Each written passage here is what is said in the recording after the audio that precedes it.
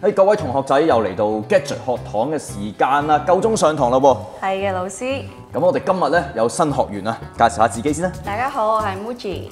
係啦，咁樣咧，你知唔知道我哋今日上咩堂嘅咧？我知係耳機。哇，幾醒目啊！呢個新學員。正確啲講咧，我哋今次係講 gaming 耳機嘅。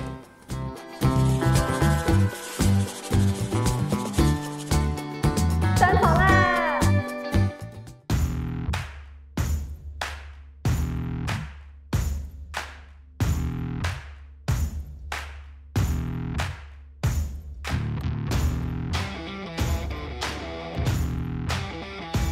咁啊，首先問下 Muji，你平時有冇用開耳機？我平時有用嗰啲無線耳機。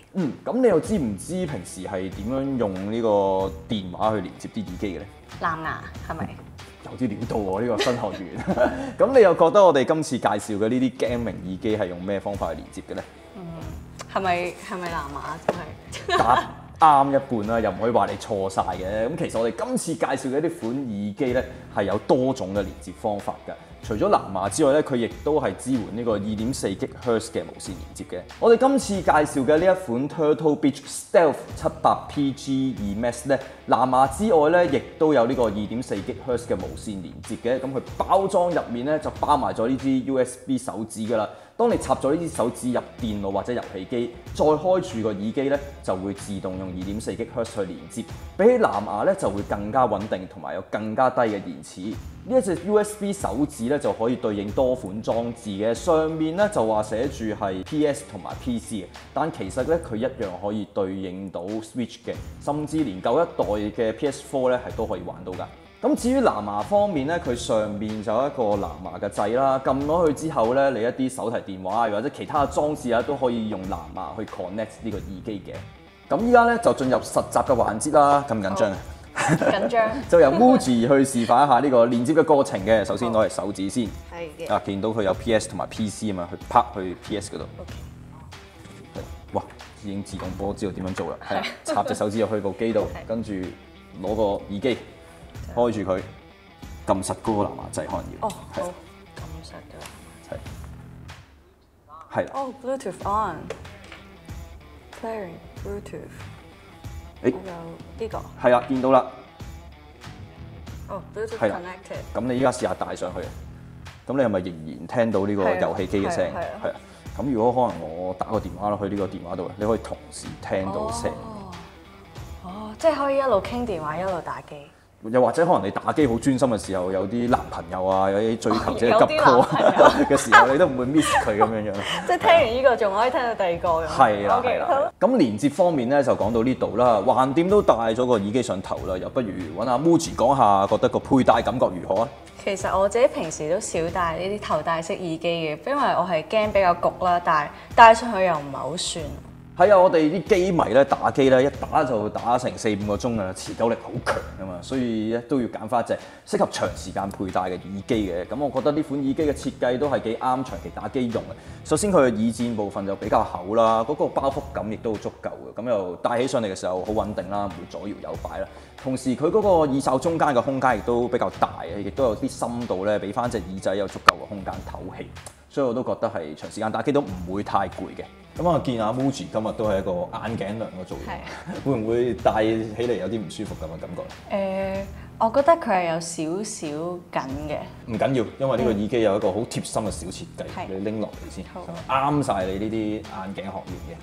係啦，其實佢耳罩咧就可以掹出嚟嘅。係啦，咁跟住咧，佢呢度有個神奇嘅橡筋帶。哦。係，咁只要將呢條帶咧扯緊佢，咁你再望翻呢邊咧，覺唔覺得有啲咩唔同？哦，呢個位就有個空間出咗嚟。係啊，佢會拉咗個小粒痕出嚟，專登放你眼鏡嘅鐵框嘅。係。好，咁依家就戴下試下會唔會唔同感覺？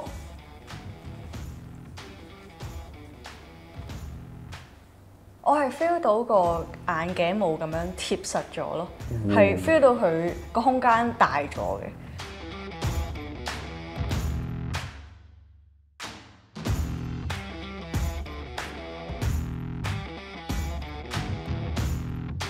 我見你都玩得好投入喎，覺得呢個耳機嘅聲如何啊？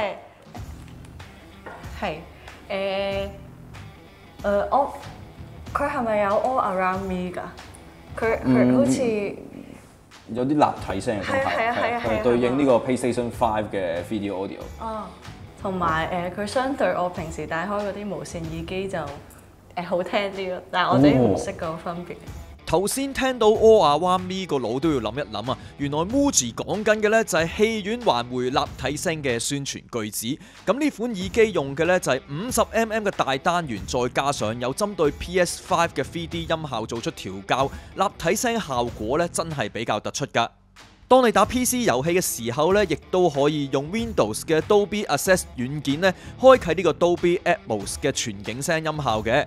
除咗立體聲，電競耳機咧，亦都特別會注重低頻同埋中頻，特別容易咧就聽到槍聲同埋腳步聲。咁你打機嘅時候咧就冇咁容易中伏啦。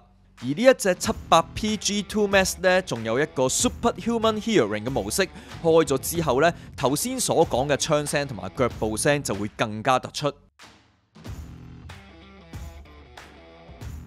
咁依家咧聽完書之後，有嚟到小測試嘅環節啦。咁又請阿 Muji 帶咗呢個耳機先，咁又拎埋個手掣準備打機啦。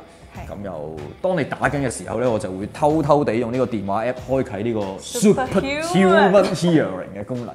咁我睇下你聽唔聽到個分別啦。咁啊，依家開始咯噃。好。好。依家係進入到一個槍戰嘅環節，係咪有冇啲槍聲嘅？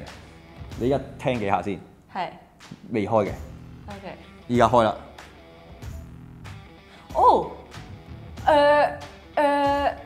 真實咗啊！如果開咗個 Superhuman Hearing 嗰個 mode 咧，哇！而家咧我會聽到勁啲海浪聲同埋槍聲會重咗。如果冇嘅話，就淨係佢哋會比較虛啲咯。冇開嘅話，試聽完之後咧，其實電競耳機有樣嘢都係唔少得㗎，就係佢個咪啦。係咪因為要同隊友溝通啊？但係佢收喺邊度咧？佢都收得幾埋嘅，設計幾靚仔，其實就喺呢度咁打落嚟，咁佢個咪就會自動開啟咗個咪嘅功能，同埋佢拍上去咧就會自動靜音，咁所以你又唔怕搞錯咯，俾人聽到啲唔應該聽嘅嘢啦。咁同埋電競耳機有樣嘢好咧，就係佢一個價錢咧已經有一個靚嘅耳機啦，同埋支收音咪嘅質素都唔差，咁你就可以用佢嚟做你嘅打機直播啦。係。準備好轉行啦我。俾你試下人生第一次嘅打機直播。係，你咧？我嘅策略就係見到人就跑。咁 B 就係乜？我唔想殺人啊！佢好恐怖啊！爆頭好驚到而家。唔殺人。右邊。啊！哇！好驚啊！我會撳一下掹槍，然後殺人咯。我係做俾你哋睇，然後我跑走。我已經決定咗啦。點解要殺佢？掹咗我殺啦！唔望啦，唔理啦。殺佢！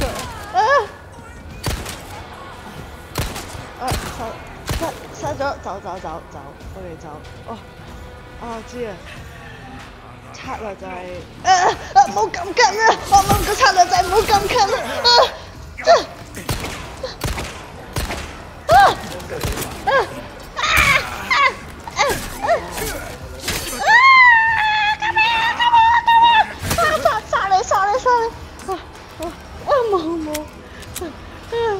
已經冇晒槍，我走咪走，好多血啊！救命！我應該死咗啊！